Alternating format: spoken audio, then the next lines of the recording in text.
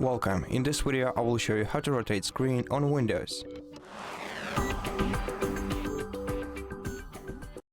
In order to rotate screen on Windows, you have to open the Start menu, then go to Settings, then in Settings select System, then scroll down the Display section until you find Display Orientation feature. Expand this list and select the orientation that you need. For example, if you select Portrait, this display will start looking like this. And now you're gonna have 15 seconds to either keep changes or revert them. If you don't do anything within these 15 seconds, the changes will be reverted. So let's keep them. And right now the display is rotated. Now to rotate it back, you have to select Landscape option again and then click Keep Changes.